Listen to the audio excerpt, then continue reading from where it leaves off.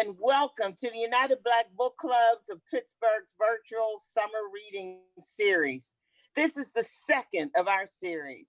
UBBCP is an association of librarians, readers, and members of book clubs who want to spread the love of reading by providing literary events and activities.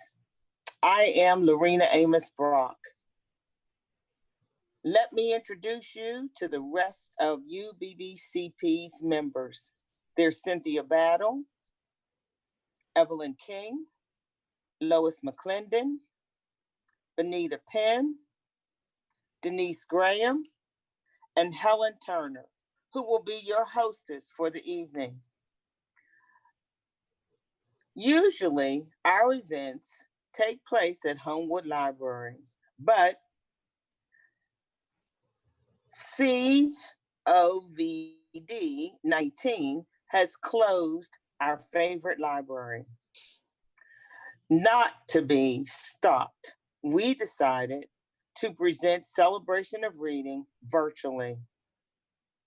This is also a way to provide the talent of some of our local authors.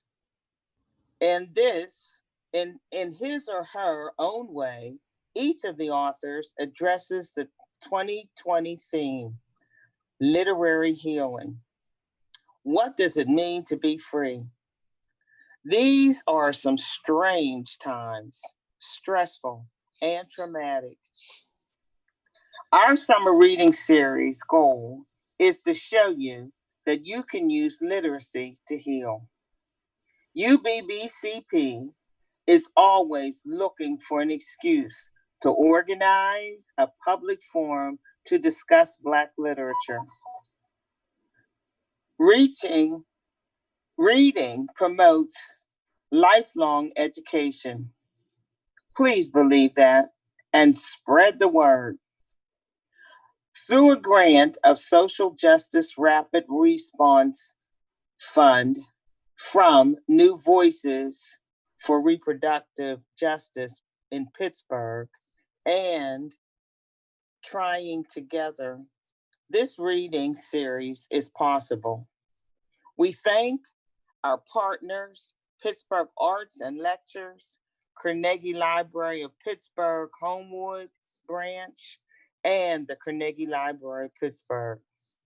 We really appreciate the hard work of Pulse's digital media company for providing the technical know-how to put this program together. We know that you will enjoy and the delightful and soulful Hazel Jackson and our hostess, Helen Turner. Please participate by going into the chat and ask your questions. Okay, we have a few housekeeping.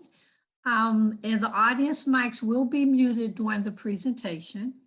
But anytime during the presentation, if you do have a comment or you want to ask a question, please use the live chat tool, which is located on the right of the live stream on your video screen, and click into it where it says, say something, and begin typing. And then click and send the icon. Your comments will be shared with the author, and your questions will be read during the question and answer. Thank you. Hello, everyone. I'm Helen Turner, and I want to introduce you to a remarkable, wonderful woman, a local woman by the name of Hazel Jackson.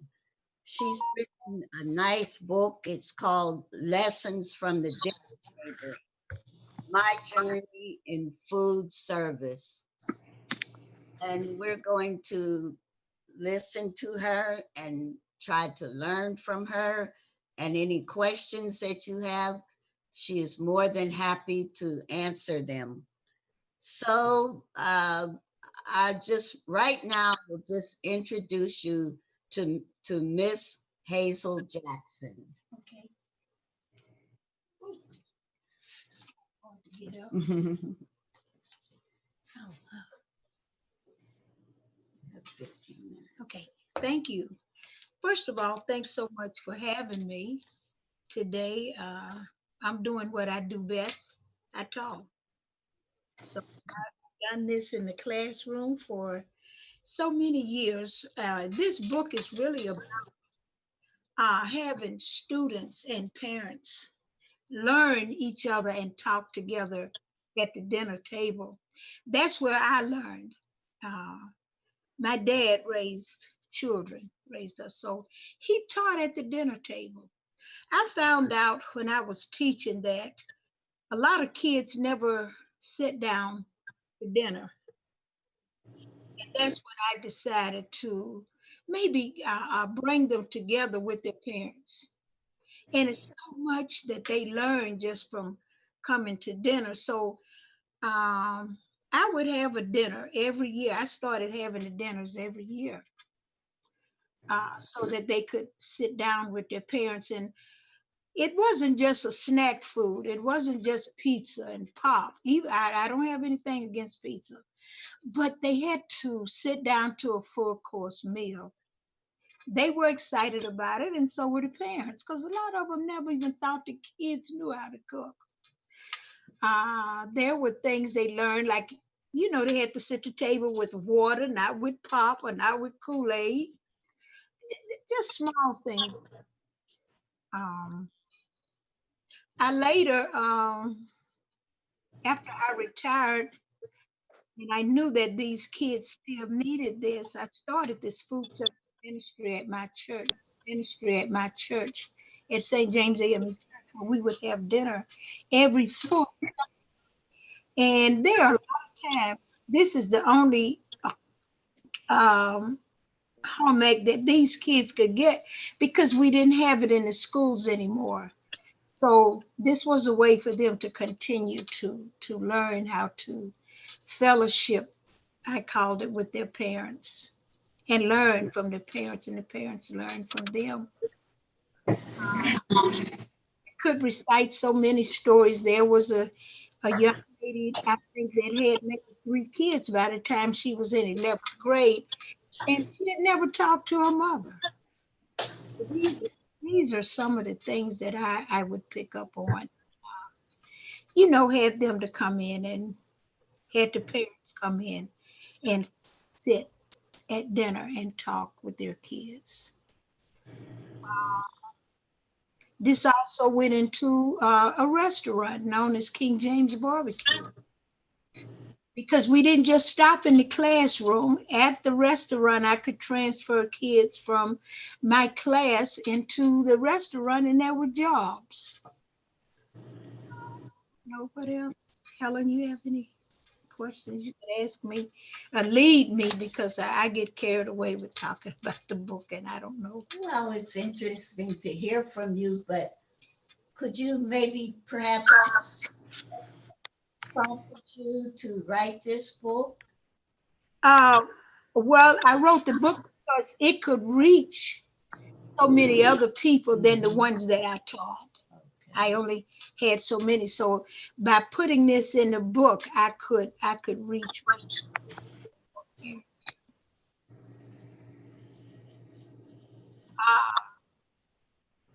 Because when I was growing up, of course, and I had to take these things from my own life, that's the way I learned, was at the dinner table or at church. So this is the way that I had, to reach these kids, was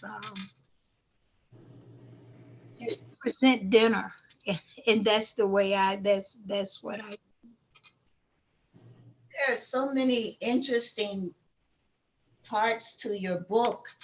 Could you tell us the emphasis about soup, how you always serve soup in your restaurant, and why this soup was so important to you? Well, the soup first of all, was important in the classroom, because it was amazing. So many of us, or so many of our children, never knew soups. Well, they thought they all came out of a can. Chicken noodles came out of a can. And to to get these kids' attention would be to show them a whole chicken and put a chicken in a pot and how to debone the chicken and how to, add the vegetables to it. Soup was just a good fellowship pot is what it was. I remember, even at the schools, whenever there was soup going on, you could feel the difference in the whole school. So that was I should have written a cookbook on soups because the kids did all kinds of soup. And that was a good learning tool to use. And I always started with that. Have them interested in soups, and then it just went on from there. And of course, they had to taste them. So they didn't want to do that. They didn't want to have nothing to do with French onion. Here's a pot of onion, no meat. But it's one of the nice. Good about that soup. What really made you have this interest in food service? What made you go into that field? Because you have so many talents. There's so many other things you could have done. So what prompted you to go into food service? Well, first of all, food service was an instant gratification. They could see the results of what they were learning right then. You didn't have to wait for years. You could see the results of bread or whatever you made, cookies. There was an instant gratification, instant learning. So that's the reason I went into it, and it for instant gratification, really. Mhm. You didn't have to wait. Questions because I get logged down. Okay, well, there are a lot of things that we'd like to learn and hear you talk about. Would you like to read a portion of your Well, book it's for so, us? well, it's so much of it. I think I have just one part here. Okay. From it's under the I think it's under the introduction, and I just tell everybody that this service became even more important, relevant to me when I discovered that there were a lot of students who never sat down with their parents for dinner. They would grab a plate and go off, to play or do whatever. And I had learned in my life the importance of sitting down at a meal at a table and sharing conversation. My son could disagree with me, but at the dinner table, he could do this. Well, Mom, I don't know why I have to do dishes and my sisters don't have to take out the trash. He could ask these questions. And this was things that they could do at the dinner table. It was really conversation, just teaching kids how to talk and to share with parents. But hearing and seeing that all these students who never sat down with the parent for dinner, I decided to sponsor dinner at school once a year. And this is how it all started. The students would invite their parents, and their parents would come and sit down with them for dinner. And it was an amazing thing for them to see how, the things that their kids learn to do.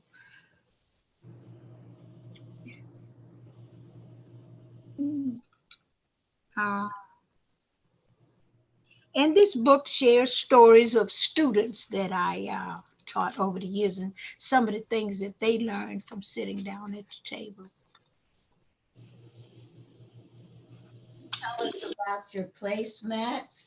Oh boy. And the things that the students and just the people in general learned from looking at your placemats that you had on the tables. Well, that was another good way of learning. I used placemats because there was always a message. And for everyone, I think, for instance, I have a placemat now that says 1,000 ways to praise a child. And that was mostly for the parents, and older people. But the learning was through placemats. I would like to watch the kids when they were sitting tables and they put the placemats out and they would read them, and some of them would be so funny. You know, they laugh, but they learned. And seeing what and we also use the same things at the King James restaurants, because people would sit down with their families and this gave them a chance.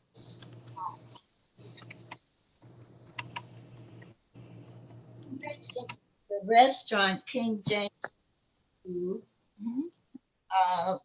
I learned from you that my pastor, Pastor Lamont Shields, used to play. He's quite a musician, Yes. and he used to play at your King James restaurant. Tell us a little bit Yes. about your restaurant, King James Well, restaurant. We started out with the takeout restaurant in Wilkinsburg on Lakeland Road and moved to the down on Washington Boulevard that was formerly Eaton Park. And we always had music. There was music on Friday nights. There were Howie Alexander, who played for the younger crowd that played jazz. Dr. James Johnson on Saturday night for the, we thought, the more mature crowd. And then there were Reverend Lamont and Mary Shields on Sunday that played for the gospel at the restaurant. And this was enjoyed by everybody. Music and food, you know, and food and music, they both went together. So, Great. mhm.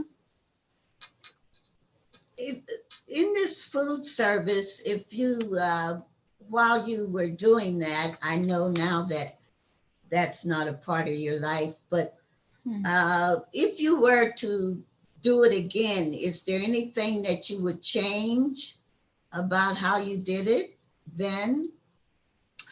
No, I don't think so.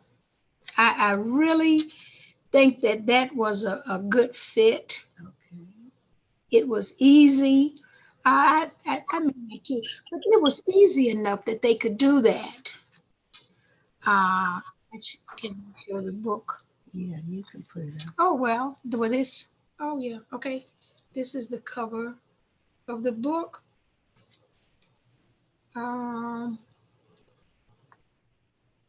Food service, and it says here that modern families sit down to eat together less frequently than any other time in history. Now, we don't know what this is going to bring today with this pandemic, but at that time, it was really important to sit down to dinner.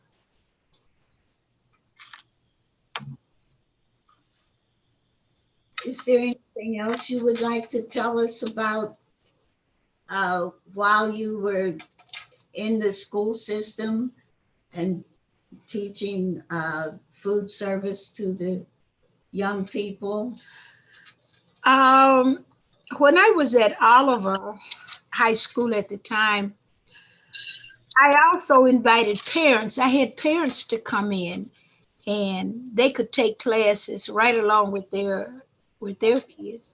And that was done like on a Saturday morning and sometimes after school. And it was amazing how many parents came in and enjoyed and took classes with kids. But, it wasn't about learning how to cook. It was just the fellowship of being together, talking really. So I wouldn't change anything. I like the way it was. I like the way it was taught.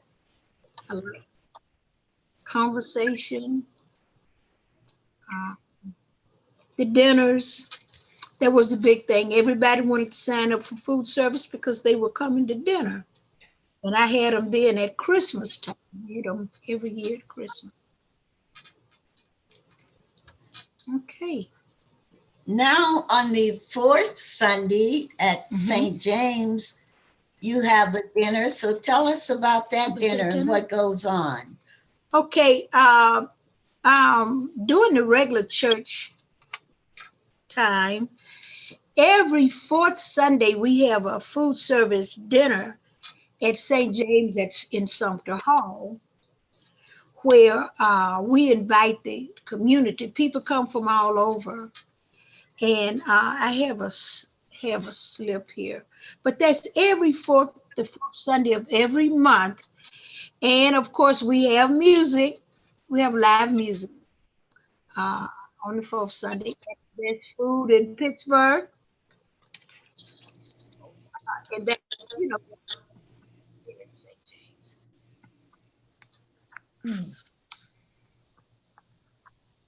I don't know what. Maybe somebody could tell us it's the whole thing up here. Yeah. Okay, the books. Oh, okay. Oh, I hope I shed some light.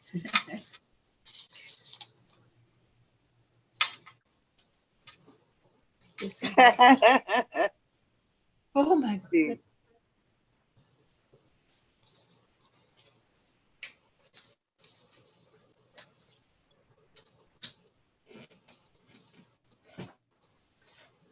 What is this up here?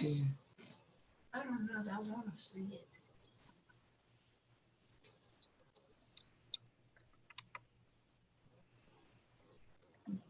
I think probably Bonita will come in now with some questions. No. She'll tell me. I'll tell you. We're going to have Sheila Carter Jones read her poem, Blackberry Cobbler. Okay. After.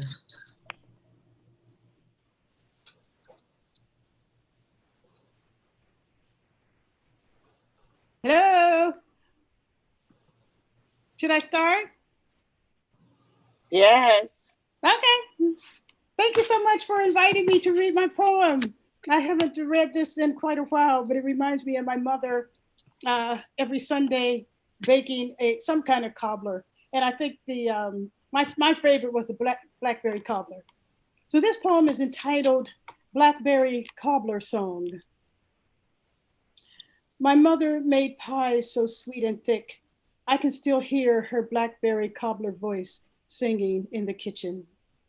Each syllable bathed in black burgundy pulp, every word raspy like seedy jam and trailing into the next, as she filled her homemade song streaming with purple rivulets.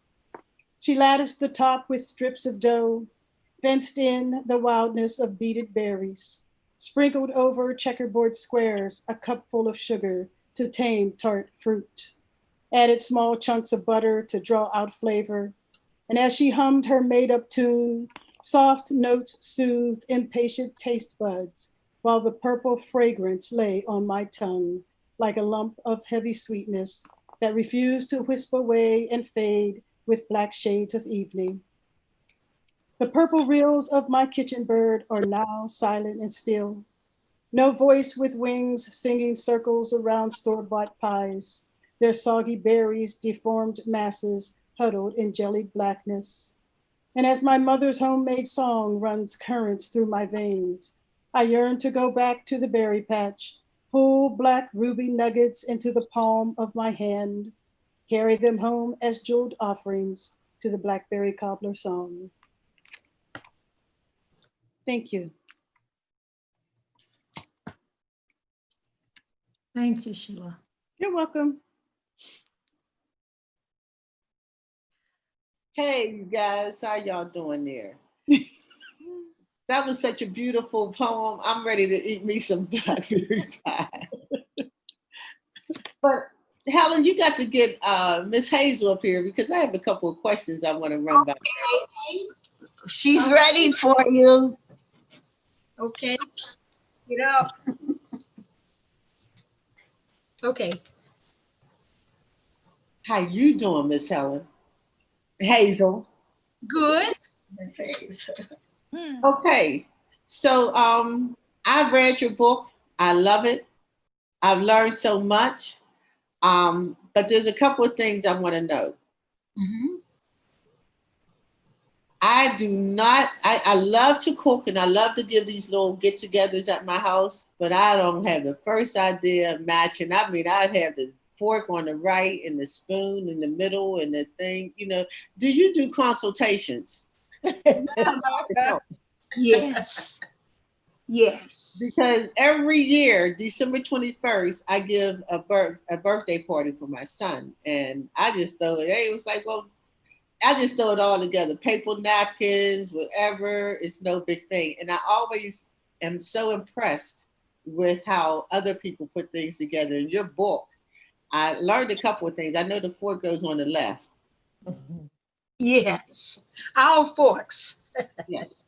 And you may not remember me, but I know I remember you now from the Leamington Simmons Center, where my cousin Grace Kizzy was Yeah. the director there. Yes. And I just want to say you were always sharp. Oh. Dressed to the T, matching, again, me in blue jeans and polka dots and stripes, but you always seemed to be so well together. And I wasn't surprised when I read that you were a model. Now, who's your favorite stylist? Where did you get your style? And again, do you do consultations? Well, let me say, right now, I model for a young man who is just awesome, and I would love for you to meet him. His name is Maurice Gingham, and he does really good with matching and styles and that, and he sells clothes, and he does a fashion show. We would have had one, this year, but the pandemic, of course, has canceled that out. Do you do the fashion shows? Are you part of it? Yes. Oh, great, great, great. Well, you have to let United Black Book Club know next time you're on. Okay, all right. Also, if I'm not taking up too much time, I did have another question. And you may have answered it, but in reading your book, I felt kind of nostalgic because when I was growing up, there were 9 of us. My mother, I don't really remember us sitting down eating together other than Christmas and Easter and all those things, And then even on those times, my mother didn't sit down and eat with us. She kind of walked around the table to make sure. And we had food, so I don't know, but that was her thing.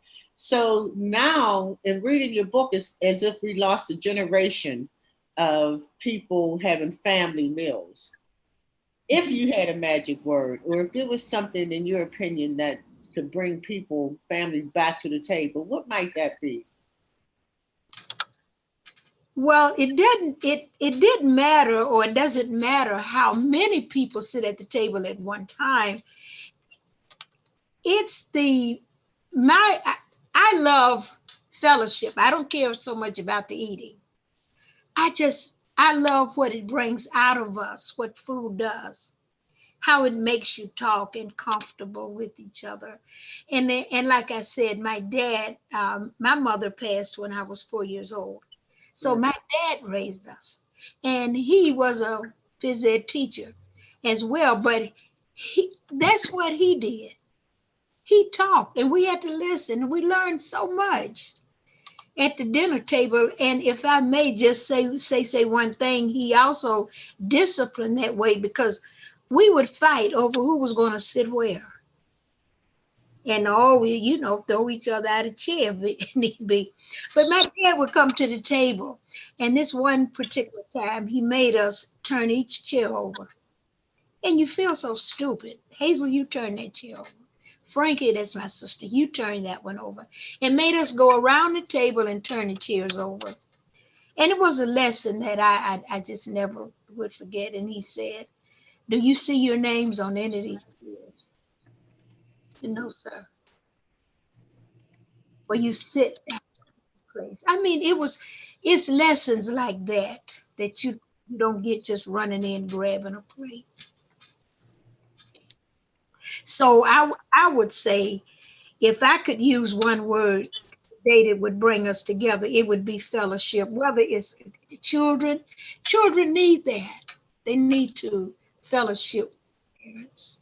They need to learn each other. What a great way to do when you're sitting around a table. Well, how was your day today?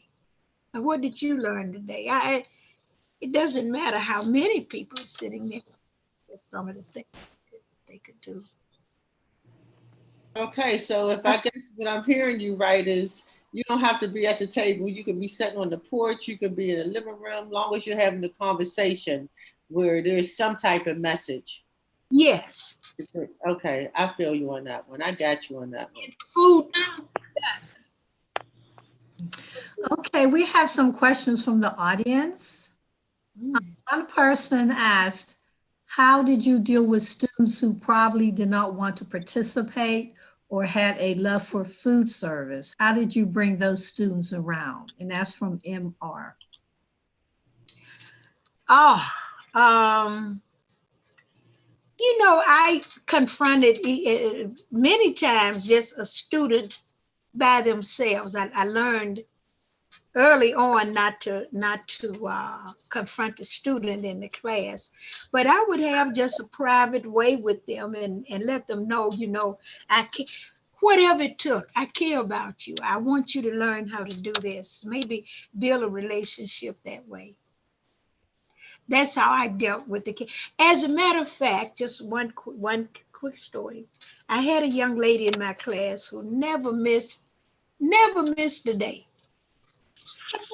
Sometimes just take out one day to give me a break.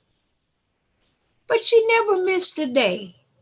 And she was perfect. She could do anything in that class. And I said to her one day that she was like a scratching pole. And she didn't know what that was, but that's how I met her. I said, you know what? I said, you are a scratching pole. Well, what is that? And I told her that was a pole that people use in the house when they had cats. So the cats could scratch on them, to keep from scratching up the furniture. Oh, you calling me a cat? No. But we became good friends. And this was one of the best students that I had. I still hear from her, but she was determined. She wasn't going to do anything. I don't know why I know why she came, because there was something that drew her in that class every day. I just had to find out a way to deal with her. And that's what I did. I called her a scratching pole. So she wanted to know what the scratching pole was. And when I explained it to her, we became friends. And there were a lot of stories like that. Just had to find a way to deal with them. And in food service, I could do that. With the freedom, the openness. Okay, we have another comment and question from Lucy Ware. You already did share one of your favorite lessons from your dinner table growing up in Birmingham, but she said that her nephew was one of your students. And did you have special funding for your dinners? No. You mean in the school or at the church? I'm not sure, maybe at the church. Yeah, because see, at the school, we were, there was money for that. But at the church, no. We functioned off of what we made. There was a separate separate way of doing that. So they learned how to do that. It was like a business in the church. Okay. And it was no funding. Whatever we made, that's how we set the menu for the next week. Oh, interesting. We started out with $12 a meal, and I might included soup to desserts and a salad bar the length of 2 8-foot tables. Wow. Wow. Oh yeah. And then we finally went to $15. And that's where we, stopped when the pandemic. I think our last dinner was in February of this year.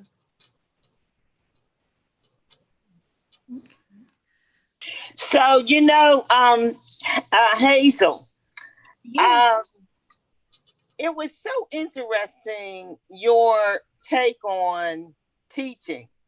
And, I wondered if it also came from your learning in Alabama as opposed to going to school in the North, in Pittsburgh particularly. Like, what did you learn in Alabama that brought you to care so much and to extend yourself? What was the difference? Care, you said it, the care. Yes. And you got that in Alabama too? Yeah. Segregated? Yes. And Black teachers didn't play. They didn't play. You learned and you knew that there was a caring, and I think I brought the same kind of thing. There's just a care for kids, for students. And the high expectations, right? Oh, very much. You know, I didn't have kids. Look, I know that there were special eds, but not in my class. Right. They were all special. Right. And I treated them as such. So I didn't let anybody say, well, you have to watch out for this one because this was special. No. And I would tell them up front, I'm the only special person in here. So Hazel. Yes.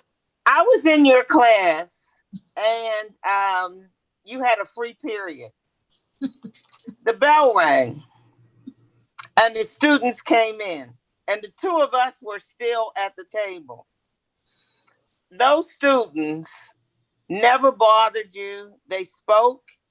They didn't have all these questions just because you were occupied talking to me. They went on about their business, did what they had to do quietly. And when it was time, all the tables were set and the people came in ready to be served and the room was ready for the people. I want to know that secret. So how did you get students to be self-sufficient, that they didn't need you, and that they knew exactly what they were supposed to do? I can't even get my grandson to act like that. I'm going to send him to you. You know, I didn't want to retire. I mean, I could have been teaching now, if I may be brutally honest. But it was more financially beneficial for me to retire. And of course, I had enough time in. But I don't know. You know, I've never, and I say this and all this. This is another just to share. I've never had a kid suspended. I never had to write a kid up because I made them want to stay in the class and learn. Now I put them out. I put kids out. I would just put them out like, get out.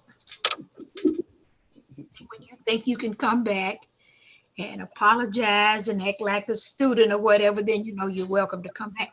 Kids respected that.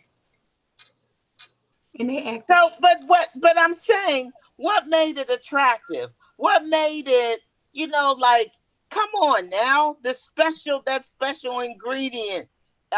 Do we like, I'm like Cynthia, do you give lessons or do we need to jump into your skin? You know what? You know what? The main thing I did, and I did this for over 20 years, I would get every kid's phone number at the beginning of the school year. And I called those that I could reach. I called the parents. I called the mother. I say mother because that's what I usually read. See, in my case, it would have been calling my dad. But I called the mother. And I would tell this mother, you know, because the kids want to know, well, what did I do? Why are you calling my house? I didn't do anything. No, that's okay. I just want to talk to your mom. And I would say to the mother, you know, I'm so glad to have, sometimes I'd have to lie, you know. I'm so glad I have James in my class. in my food service class, because when you first call, they think, oh, what did he do? And I said, well, no, I'm calling because I just want you to know I'm just so excited, and I'm so glad to have James in my class. And I think that this is going to be a good year. And oh, I would tell them all. I mean, just share all. Actually, it would be the truth. So now when the kid come back in and know that I have talked to his mother, and I didn't call her with no bad report, and I'm sure she, I didn't have any problem from that minute on.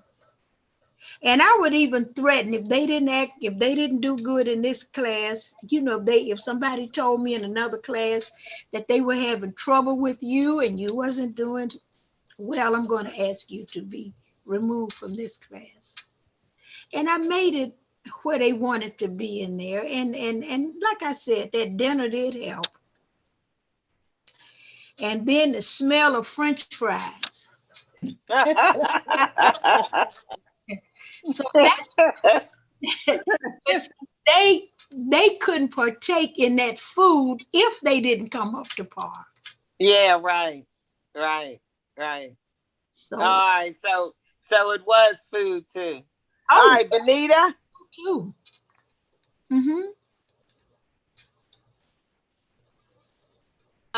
Okay, we do have some more questions from the audience. Okay. Someone asked Miss Jackson, how can we today get back to our family meals? Well, this is the best time. This is the one thing I guess is good about the pandemic. Because this is a great time to do it. You don't have a choice. Why You're not right. start it now? Yeah, you're right. Before, I mean, we had other distractions, but it would be a great time to start with kids, with family to come back together, for lack of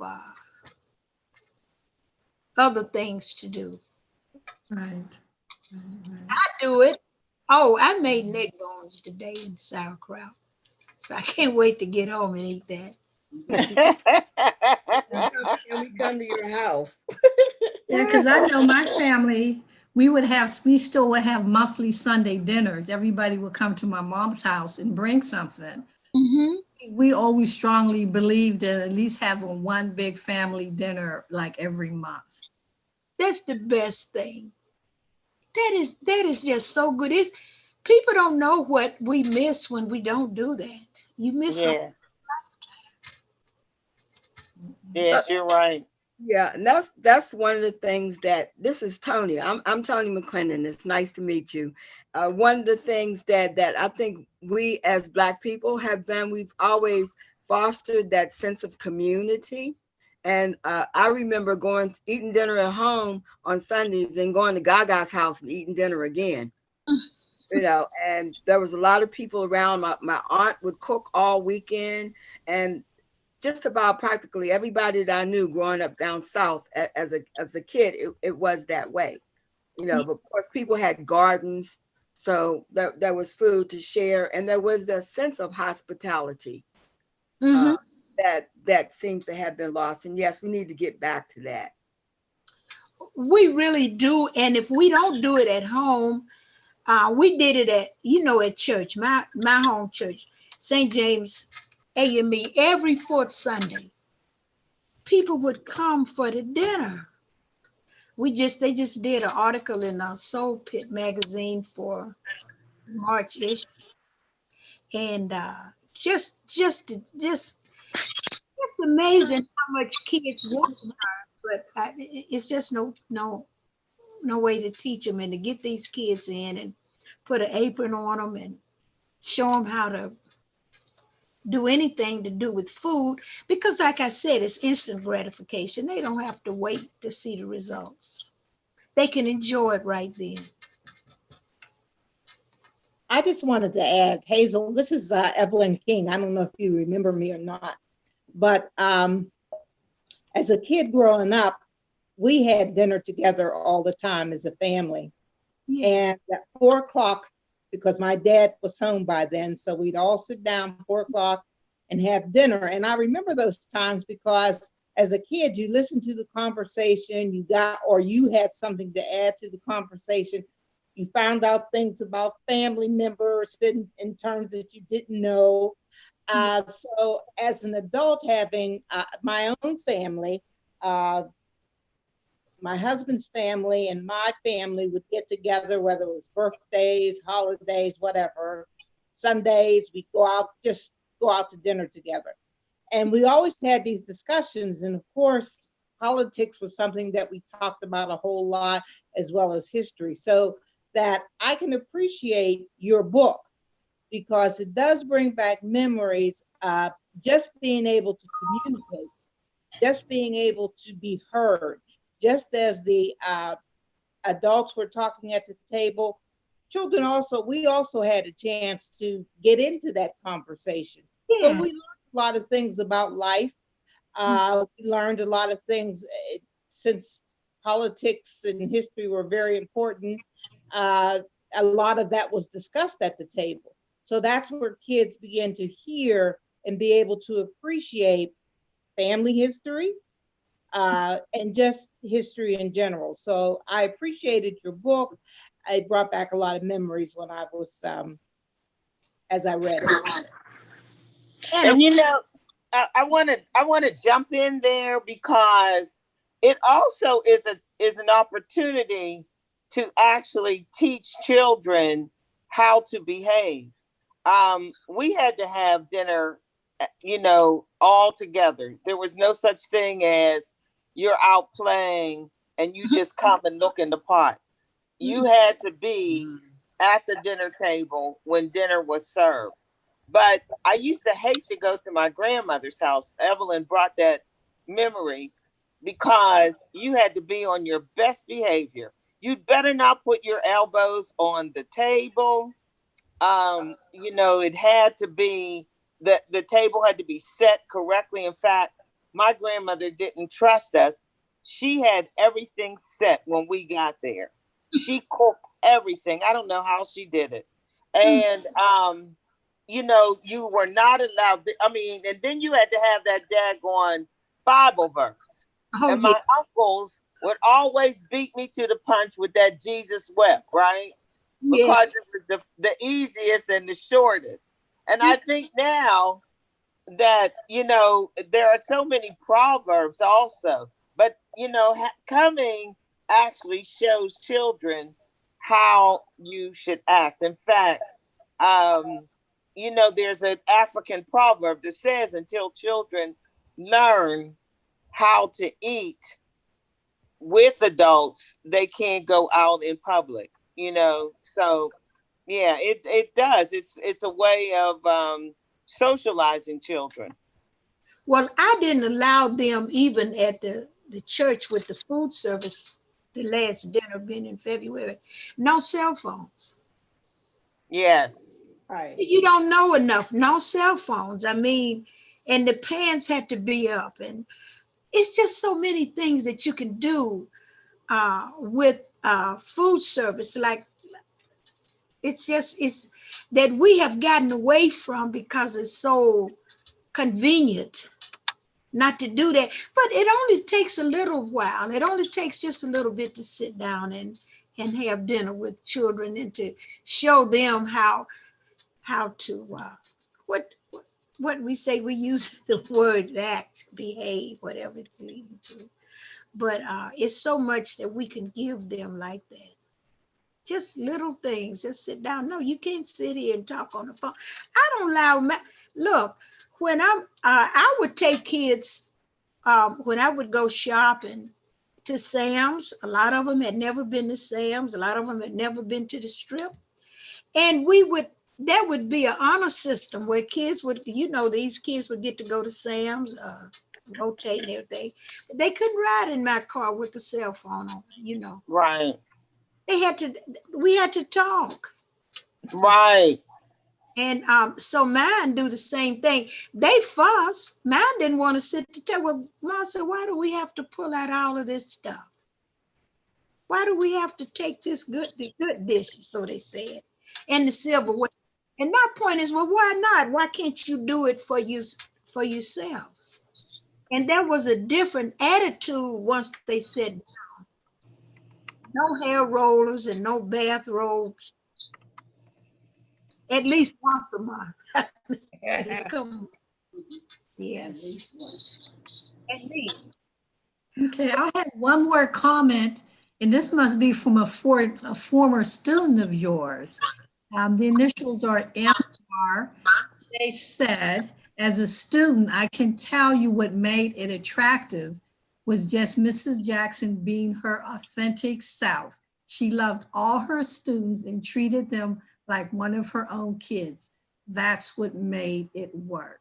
Wow. I did. Wow. What a compliment. That's a great testament. Yes, it is.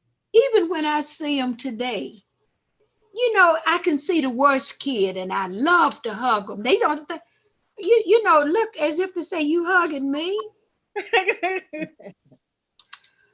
Yes, I did. I think that because that's what we got from Birmingham. That's what we got from segregated schools, was a lot of love and attention from our teachers.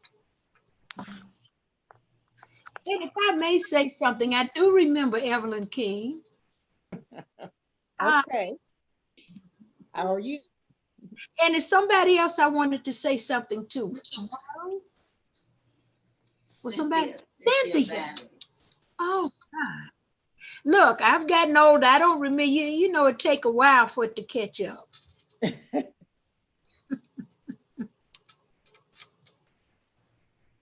Okay, I have one more question. What were the difficult and easiest chapters to write in your book? Difficult. You know what? None of them was difficult. I wish that I could just pick that up right now. I just, it's so much else going on, but I'm always looking for a way to start writing another book, because everybody that read this book would say to me, I wish you would talk more about yourself. And I would like to do that. And I do have something in mind that I didn't do in this book. And I notice the older I get, it's called How I Got Over. Yeah. Because my soul, I do look back and wonder, I could just write a whole book on how I got over. In school, I mean, how I moved from one school to the other, going from Allegheny to Oliver in April when they closed it as a high school with 250 boxes and 30 kids, and just went right on teaching. I look back now and wonder how did I do that. Of course, I couldn't do it now, but how did I do that? And it's so many things like that, even in the classroom. How I got over? You asked some of the questions. How did I make it? How did I do it? I don't know. It was by God's grace, because I didn't know. I just did it. But I would like to share some of the things that I learned that helped me in over 35 years of teaching. Okay. So with that, Hazel, we Yes. really appreciated this. Did you like this? Once I got over, if I could do it again, I think I'd do it a little bit better, because I would be more settled and I wouldn't have to do repeating, because this is what I do. I talk. Right. And I would love to sit on the stage like Maya Angelou did and just talk. Yeah, right. Well, you can come back. Look, you can come back anytime. Okay. So we'd like to thank Hazel for showing us that breaking bread together is certainly healing. And we are all going to try to make an effort, right? This Right. this isolation, Bonita and I were talking about it, is not. It is anti-healing. But It is. don't be foolish. We still have to be safe. Yes. But if nothing else, she also taught us to set a fine table for yourself. So if you're by yourself, just set a nice little table, sit down, say your proverbs, do all your little blessings. And thank you, Hazel, so much for all the lessons that you've taught us. To all of you, we really appreciate you joining our ride with the wind of reading. And don't forget to purchase the book. Please read also to your children. I'll say this every week. Read to your children, even those in the womb. We Mhm. want lifelong learners. And please, at the end, fill out the survey. We want to know how we're doing. And next week, we will discuss Three Fifths by author John Vercher, who is coming to us from Philadelphia. Mhm. Just a little hint. It is deep thinking about Black Lives Matter. Wow. Go on and get the book, and don't forget to go on your Eventbrite invitation to get your free ticket. And here's tonight's proverb: knowledge without wisdom is like water in the sand. Bless you all. Be safe. But still, I'm going to keep on with James Baldwin. Read, read, read, read, read, and then read some more. And when you can't read, write. Good night. Thank you. Night. Good night. Good night.